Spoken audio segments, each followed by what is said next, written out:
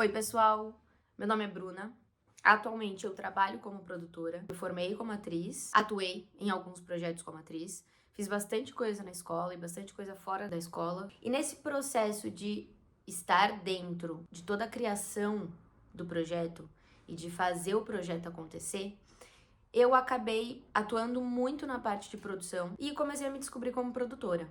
Então eu comecei trabalhando em produção de projeto de teatro, depois eu passei para projeto de cinema e agora eu também trabalho com produção de publicidade. Continuo trabalhando como atriz, mas o lugar que eu atuo mesmo hoje é na produção. Esse vídeo não tem o intuito de ser uma videoaula, é mais uma conversa e uma percepção minha de como eu me inseri sem querer, porque nunca me explicaram o caminho da produção. Como eu entrei numa escola de teatro, numa escola que era muito mais voltada para o artístico, sempre me faltou muito informação do que era a produção e de onde se atua na produção e do que um produtor faz. Então o intuito de eu estar gravando esse vídeo para vocês é poder abrir os olhos das pessoas que, assim como eu, ainda estão começando, de repente falar algo que vocês também tenham percebido no decorrer da carreira de vocês, e para as pessoas que não sabem nada e que querem entender um pouco do que é isso tudo. Então, como eu disse, hoje eu trabalho muito com produção de teatro, de cinema e de publicidade. Mas um produtor cultural, ele trabalha com todas as áreas dentro do meio cultural. Então ele trabalha com o espetáculo, ele trabalha com dança, ele trabalha com produção de livro, edição de livro, trabalha com artes visuais, que é fotografia, pintura, dentro do universo da exposição. A função do produtor dentro de uma produção são várias. Quando a gente, que é produtor, fala que a gente faz produção, as pessoas não entendem muito bem o que é exatamente que a gente faz. E nem a gente entende o que é exatamente que a gente faz. O produtor, ele é a pessoa que tá desde o começo do projeto, na criação, na elaboração do projeto, até na atuação de fato do projeto, na execução ativa do projeto e também no pós do projeto. E claro, para cada uma dessas áreas artísticas que eu falei, as atividades que um produtor tem, elas são específicas e as atividades de um produtor vão mudar para cada uma delas. Como eu trabalho com teatro, cinema e publicidade, eu vou falar mais propriamente sobre isso, claro. A primeira coisa que, na verdade, eu gostaria de falar isso, que foi algo que me causou muito estranhamento quando eu comecei a trabalhar com cinema vindo do teatro. As pessoas nomeiam o diretor de produção e o produtor executivo para as funções inversas. Então, no teatro, normalmente o diretor de produção é a pessoa que comanda tudo, tá tocando todas as áreas, né? Tá por cima de tudo. E o produtor executivo é quem executa, quem vai lá e faz e que tá mais presente na execução ativa do projeto. No cinema, é o contrário. O produtor executivo é o dono do projeto, que é quem coloca o dinheiro e quem administra todo o orçamento do projeto. E o diretor de produção é a pessoa que está administrando toda a equipe e tudo que está sendo feito e tudo que está sendo planejado e como que esse orçamento está sendo utilizado. Que eu acho isso muito importante, que demorou para eu entender isso. Eu batia muito de frente quando eu comecei a participar de projeto de cinema e as pessoas falavam produtor executivo como se fosse o dono do projeto. Eu ficava, mas gente, não é o diretor de produção que é o dono do projeto? Então não, na verdade a gente usa essa nomenclatura de forma diferente. Não são só essas duas funções que existem numa produção, nem de teatro nem de cinema. E tudo depende muito do tamanho do projeto. Então, se um projeto é pequeno, você acaba absorvendo diversas funções. Então, o produtor que escreveu o projeto e que acabou conseguindo os recursos para que esse projeto fosse viabilizado, ele é o dono do projeto. E ele vai contratar mais uma ou duas pessoas, 2 assistentes, para ajudar ele a tocar tudo isso durante toda a execução do projeto.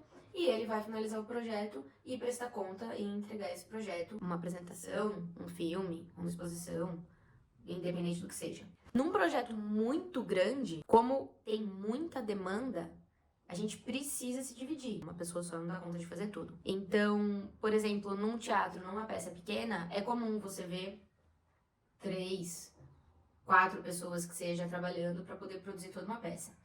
Num musical, por exemplo, que é um espetáculo que já tem uma demanda maior tanto de gestão de pessoas, que normalmente musicais desses comerciais, eles têm muita gente. Então você precisa de mais gente para poder atender as demandas de todas as pessoas e também para tocar todas as áreas, ter controle sobre tudo e sobre como a produção tá andando, para poder prestar contas pro produtor executivo e pro diretor de produção, para que eles saibam que aquilo tá fluindo e que a proposta deles tá andando e que tá tudo dentro do cronograma deles. Num projeto de cinema é muito grande. Se você vai fazer um curta-metragem, você consegue ter menos pessoas trabalhando. Mas num projeto de cinema, tem muita função para ser assumida por um produtor. E claro que isso também difere de projeto para projeto. Eu já trabalhei em longa-metragem, que são projetos BO, que a gente chama, que são projetos de baixo orçamento, que tinham poucas pessoas na produção, trabalhando na produção. Então, nós éramos em 6 pessoas trabalhando na produção, entre o diretor de produção, produtor executivo, assistência de produção executiva, produtor de set, que aí eram 3 pessoas trabalhando como produção de set, que são as pessoas que ficam, os produtores que ficam ativamente prestando atenção em tudo que está acontecendo no set. Existem projetos também de streamings muito grandes e de canais muito grandes, telenovelas, né, que são gigantes. Então, tem muitas pessoas atuando na mesma função para que aquilo possa acontecer, para poder fazer a gestão dessas pessoas. Então, enquanto, por exemplo, num filme que eu trabalhei, você tem 35 pessoas para fazer uma gestão, num projeto muito grande de cinema, de streaming, você tem 150 pessoas para fazer essa gestão. Então, não tem como você ter no controle de toda essa produção e no controle dessa roda que está girando a mesma quantidade de pessoas. É muito mais demanda. É muito mais demanda de deslocamento, de necessidade de cada um, de necessidade de cada setor. Porque a cada vez que tem mais gente, o projeto vai se tornando maior e os setores também ficam maiores e mais robustos. Então a gente precisa de mais pessoas para poder cuidar e gerir tudo isso. Mas eu vou voltar um pouquinho para trás e vou falar um pouco de como tirar o seu projeto da gaveta. Eu sei que com certeza vocês já ouviram, se vocês já estão vivendo o mundo cultural, vocês sabem o que isso quer dizer. Ao meu ver, ainda é uma das maiores dificuldades de um artista e de uma pessoa que não trabalha com produção. O acesso a essa informação hoje, ele é muito mais fácil, antigamente era muito mais difícil. Mas ainda assim, as pessoas têm dificuldade de entender como que faz esse processo, da onde que elas partem, pra onde que elas vão. Uma vez eu até brinquei com uns amigos meus falando que a gente ia construir um cinema. E aí eles falaram assim, que bom, eu tenho R$2. Isso, eu tenho 5, a gente pode começar a fazer um cofrinho. Eu falei assim, gente, não, tem como você construir uma casa de cultura, tem como você gerir isso.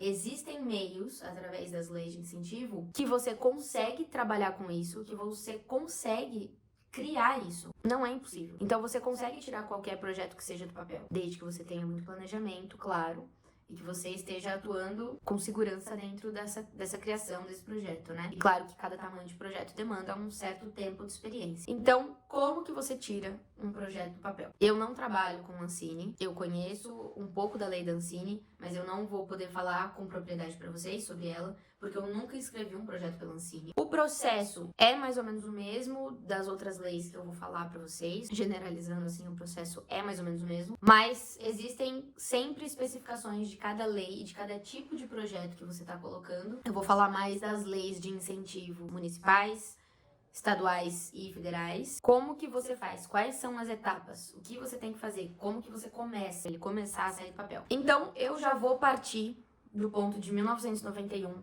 depois de todos os progressos e regressos que a cultura teve no país, depois também da ditadura militar, depois de muita batalha para que a cultura fosse de fato reconhecida exclusivamente. A educação e a cultura, elas eram uma área conjunta, então elas foram separadas pelo reconhecimento de que cada uma delas era de fato importante por si só. Então, partindo já de muito lá na frente, de 1991, foi criada a primeira lei de incentivo à cultura, a Lei Rouanet, que levou esse nome por conta do gestor atual de cultura da época, que era o Sérgio Paulo Rouanet. Então foi criada a primeira lei que tinha o mecanismo do mecenato, que era através de patrocínio com empresas privadas. Hoje, a gente tem diversas formas de conseguir produzir. A gente consegue produzir com dinheiro bom, que a gente diz que é um dinheiro de patrocínio direto. Claro que aí existe algum interesse entre as partes para poder selar esse contrato. Existem os editais pelo governo, que são editais que as pessoas inscrevem os seus projetos e ganham uma verba direta do governo para poder produzir o seu projeto. E existem as leis de incentivo à cultura através da renúncia fiscal, que é a Rouanet, aqui no estado de São Paulo, na cidade de São Paulo, o PROMAC, o PROAC. Então, são as leis que trabalham através do mecenato. Possibilidades de tirar o seu projeto da gaveta, elas trabalham de formas diferentes e você precisa atuar de formas diferentes no processo de você criar o seu projeto para poder conseguir os recursos financeiros para produzir o seu projeto. Através do dinheiro bom, claro que sempre é muito específico, porque você está trabalhando com um dinheiro direto, então você tem que ter a habilidade de entender as especificidades para aquela parceria e trabalhar naquilo para que aquilo possa acontecer. Pelos editais direto do governo, você precisa primeiro construir um projeto muito bem detalhado, você precisa defender muito bem o seu projeto, que essa é a parte mais difícil na tentativa de conseguir recursos através de editais de governo. Você precisa elaborar muito bem o seu projeto para você entregar para a comissão avaliativa, para que o seu projeto ganhe um interesse maior do que os outros, para que você consiga estar entre as pessoas que vão receber os recursos financeiros para poder fazer com que o projeto aconteça. Já nas leis de renúncia fiscal, você precisa primeiro criar um seu projeto, assim como no edital de cultura. O seu projeto passa por uma primeira avaliação, ele é aprovado, e depois disso, depois que você tem a aprovação do seu projeto, você precisa ir atrás dos recursos financeiros. São as pessoas conhecidas como os captadores, só para vocês se situarem onde a gente está. Essa acaba sendo a parte mais difícil quando você escolhe uma lei de renúncia fiscal para poder fazer com que o seu projeto aconteça. Porque você precisa ter um bom projeto, você precisa ter uma boa apresentação do seu projeto, e aí você precisa ser um bom vendedor, porque você precisa encontrar empresas que tenham afinidade com os mesmos valores que o seu projeto tem, e você precisa ir nas empresas, convencer as empresas de que o seu projeto tem essas afinidades, tem esses valores, e que você vai de fato executar esses objetivos, né, que você listou dentro de um projeto, para que a empresa tenha o interesse de patrocinar o seu projeto. E aí sim, ela vai colocar o dinheiro no seu projeto através de patrocínio ou de doação, e a empresa recebe uma renúncia fiscal, que depende da lei, a porcentagem de renúncia fiscal e o quanto que ela recebe de renúncia fiscal e o quanto que ela pode doar para que esse projeto aconteça. E aí sim, depois que a empresa aceita, doa, recebe a renúncia fiscal, você tem o dinheiro na conta, você pode fazer o seu projeto. As leis de incentivo, elas trabalham com porcentagens e com impostos diferentes. Normalmente, as leis municipais, elas trabalham com os impostos municipais, que é o ISS, que é o Imposto de Serviço de Trabalhador, e o IPTU, o imposto que a gente paga da moradia que a gente tem. As leis estaduais trabalham com o ICMS, que é o Imposto sobre Mercadoria, que são os supermercados, as lojas que vendem coisas. É o imposto que elas têm que pagar quando elas vendem uma mercadoria. Então, as leis estaduais, no caso de São Paulo, que é o PROAC, elas trabalham com esse imposto. E a lei federal trabalha com o IR, que é o imposto de renda no fechamento, no balanço da empresa, que é pago todo ano. A gente também paga o IR todo ano. Pessoas físicas também podem patrocinar projetos através da lei Rouanet, de qualquer lei federal, na verdade. E as empresas também fazem esse mesmo fechamento e pagam esse imposto geral. Depende do balanço da empresa, mas normalmente se paga todo começo de ano, que todo mundo sabe que é esse imposto, que é o leãozinho. É esse imposto que a gente consegue abater quando a gente patrocina um projeto através de uma lei federal. Agora, quais são as etapas para que você pegue a sua ideia, coloque a sua ideia numa lei? Quais as pessoas que você tem que ter, quais as etapas que você tem que cumprir até esse projeto ser executado e então finalizado? Primeiro de tudo, independente da área cultural que você esteja escolhendo, você precisa criar o seu projeto. Então, você precisa tirar o seu projeto da cabeça e entender quais são os objetivos do seu projeto, qual a justificativa pelo motivo de você estar fazendo esse projeto. Você precisa ter um planejamento de um cronograma. Como que esse projeto vai acontecer? Quanto tempo que eu vou precisar? falando de teatro agora, quanto tempo que eu preciso para me organizar, para escolher uma sala de ensaio, para terminar de fechar o elenco, para finalizar o roteiro, para fazer os contratos e aí sim começar a ensaiar. Então, eu preciso de 1 mês para me organizar, preciso de mais 3 meses para ensaiar e quero ficar apresentando durante 2 meses e depois eu vou precisar de mais 1 mês para poder organizar toda a documentação e entregar como a prestação de contas e fazer o meu relatório final do projeto. Então, você precisa ter esse cronograma, você precisa custear das mínimas coisas até as máximas. Então, você precisa custear o transporte, a alimentação, o espaço que você vai estar trabalhando, onde você vai estar ensaiando, onde você vai estrear, onde você vai apresentar o projeto de teatro, assessoria de imprensa, todo o material que você vai ter, digital e físico, tudo. Você precisa levantar todos esses custos. E essa é a parte que você precisa ter mais atenção. Todo projeto com uma boa pré-produção, ele funciona muito bem. Esmiucem muito bem essa planilha orçamentária para que vocês, de fato, coloquem todos os custos que vocês vão precisar e entendam qual o tamanho do projeto de vocês. Porque é muito comum as pessoas não prestarem muita atenção na hora de montar a planilha orçamentária e na hora de executar o projeto, falta muito dinheiro. E as pessoas acabam entrando numa bola de neve e não tenham medo de ver um orçamento grande. Ver que o seu projeto está crescendo e está ficando gigante.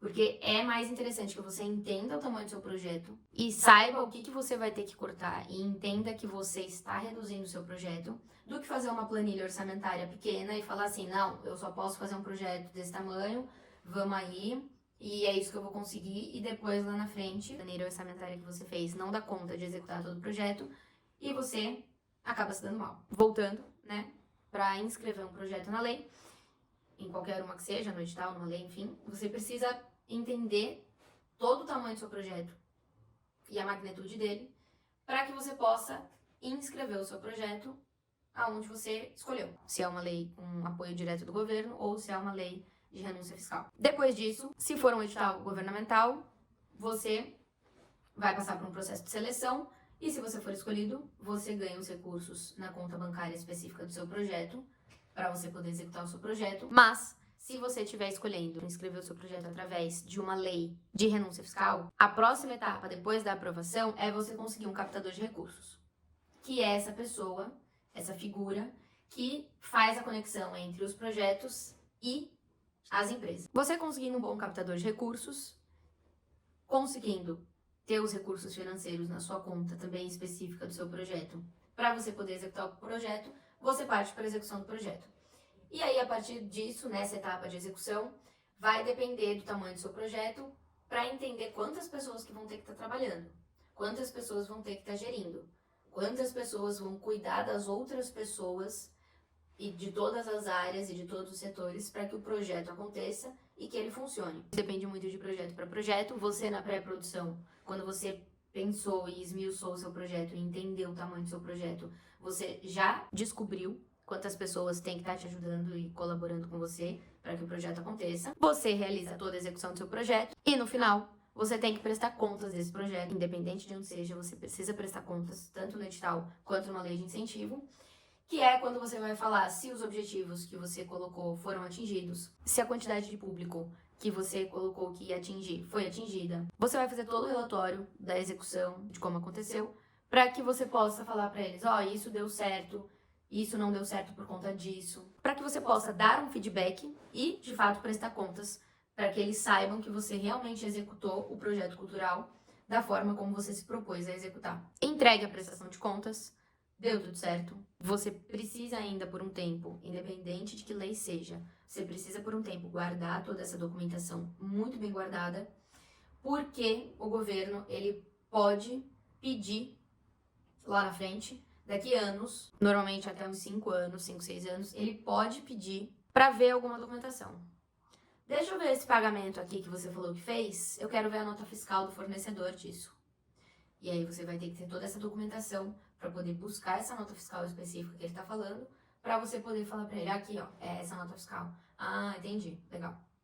Então você precisa ter essa documentação toda guardada, tá? E sim, é sempre muito importante frisar que esses projetos que são através de verbas que você consegue através de alguma lei governamental, você precisa que esse projeto corra de forma legal.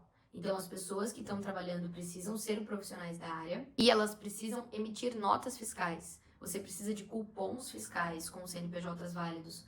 Você tem toda uma regra fiscal que você precisa cumprir na hora da execução do seu projeto e da contratação de pessoas e de comprar coisas para que você possa prestar conta no final. Você não pega o dinheiro e faz o que você quer com o dinheiro. Você tem que, de fato, trabalhar dentro do cronograma e trabalhar dentro das rubricas que você colocou na planilha orçamentária. Por isso, eu volto a dizer, é muito importante a planilha orçamentária e o cronograma que você faz. Quais são os profissionais de fato que você precisa para você poder contratar essas pessoas e prestar conta no final. Para todas essas leis que eu falei para vocês, inclusive os editais, você consegue atuar em todas as áreas da cultura. Existem editais específicos para cada área e dentro das leis de incentivo à cultura, você tem abrangência para atuar em todas as áreas. O único tipo de projeto que tem uma lei que é mais específica são os longa-metragens ou projetos muito grandes de audiovisual, que você precisa usar a Ancine para poder executar o seu projeto. O processo é mais ou menos o mesmo.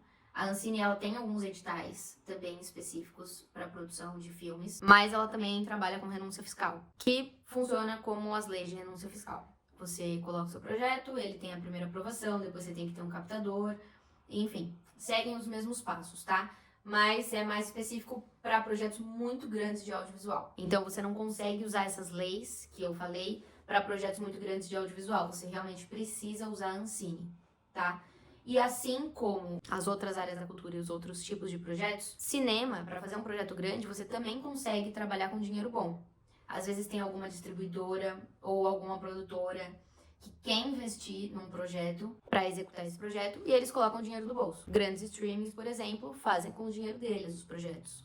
Eles não usam a renúncia fiscal para isso, eles não utilizam de leis. E só fazendo um adendo, porque eu falei do teatro, falei das outras áreas, falei de lei de incentivo, enfim. A publicidade trabalha numa caminhada completamente diferente dessas. Você não produz uma publicidade através de uma lei ou através de um edital, né? A publicidade é diferente. Você apresenta um projeto de publicidade, uma imagem que você propõe para aquela marca e de um produto que você vai vender e como você vai vender esse produto. A equipe de marketing ou da agência de publicidade que cuida dessa marca específica, eles topam ou não topam, estão de acordo ou não estão de acordo com a sua proposta, e o dinheiro é direto. É um dinheiro de divulgação de cada marca.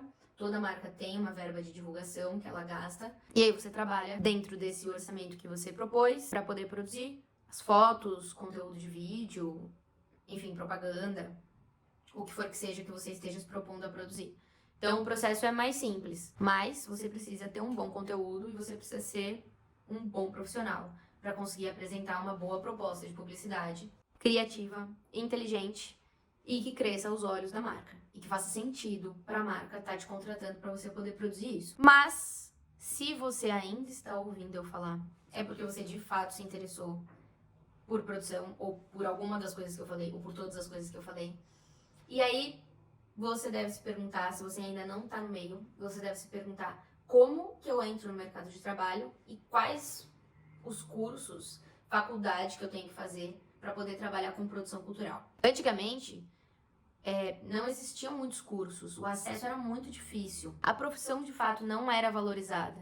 Assim, era valorizada, mas ela não tinha um foco, não era específica. Normalmente o produtor era uma pessoa muito proativa que começava a fazer, que era rápido para conseguir associar as coisas e era bom de organização. E ele começava a trabalhar e trabalhava como produtor cultural, em qualquer área que seja, para poder fazer com que aquilo aconteça. Mas hoje, a nossa profissão de produção, ela foi reconhecida e hoje existem muitos cursos com diversas especificidades para a área que você quer. Então, ou na área de elaboração de projetos, ou na área de captação de recursos, ou na área de execução de fato, e dentro do cinema, produção executiva, direção de produção. Você tem vários cursos curtos, né, cursos pequenos, que você pode ir fazendo para que você vá ganhando experiência e material para conseguir trabalhar. Como também existem lugares que oferecem cursos de graduação de produção cultural especificamente. Não tendo que fazer cinema para ser um produtor, ou você faz rádio e TV para ser um produtor, que era o que antigamente acontecia. Eram os caminhos que as pessoas que queriam trabalhar com produção e que queriam ter uma formação encontravam. Mas hoje, se você quer fazer uma faculdade de produção cultural, você já consegue encontrar em algumas universidades. Não é difícil. O acesso melhorou muito.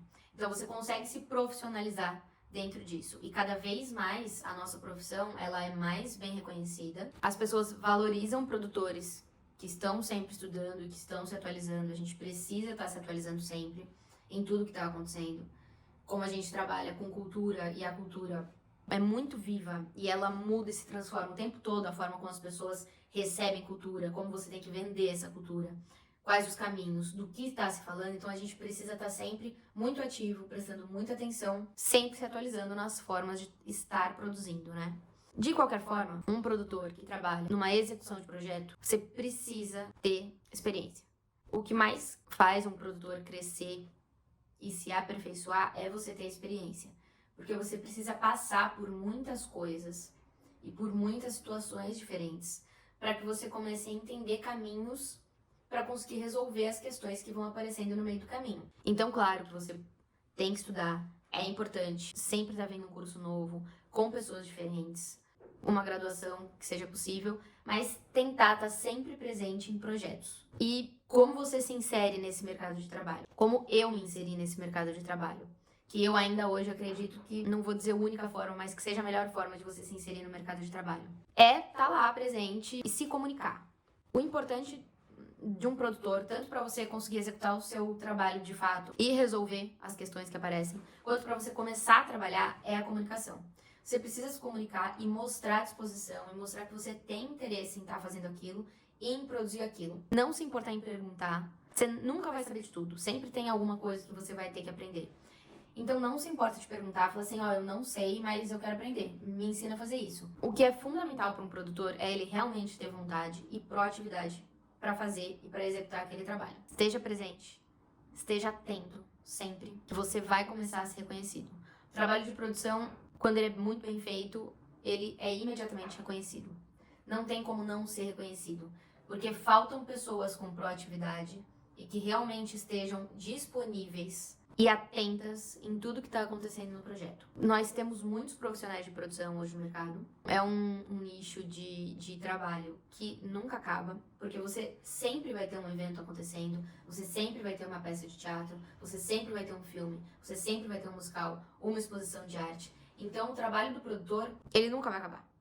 Você sempre vai encontrar um lugar que você possa trabalhar. É uma profissão que realmente tem muito campo e ela é muito vasta. E você pode se aperfeiçoar naquilo que você mais gostar.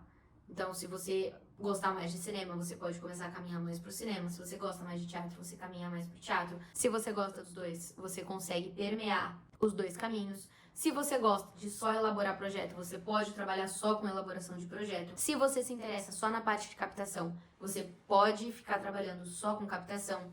Se você quer fazer só a gestão do projeto e não quer colocar a mão na execução do projeto, mas você se interessa em fazer a gestão de todo um projeto. Existem pessoas que trabalham só na parte de gestão dos projetos culturais. Então você tem muitos caminhos para seguir, trabalhar um pouco com tudo, ou você pode escolher seguir um caminho específico e trabalhar com um caminho específico. Assim como, por exemplo, você pode escolher trabalhar só com publicidade e você se torna um produtor de publicidade, um produtor publicitário, que é um nicho muito diferente de elaboração de projetos artísticos. Tem muita semelhança, mas também tem muitas diferenças. O modelo da produção é diferente, assim como é diferente no cinema, como é diferente no teatro, como é diferente nos outros projetos artísticos. Bom, pessoal, espero ter contribuído com vocês de alguma forma, tirado dúvidas da carreira de um produtor e do meio da produção. Vocês podem me contatar para eu poder conversar com vocês, se vocês tiverem mais alguma dúvida, quiserem mais algum tipo de indicação, ou tiverem alguma dúvida na hora de inscrição de projeto, na elaboração de projeto, eu vou continuar conversando com vocês e mantendo contato para poder tirar as demais dúvidas que surgirem, tá bom? Um beijo, muito, muito, muito obrigada por assistirem até aqui e até mais.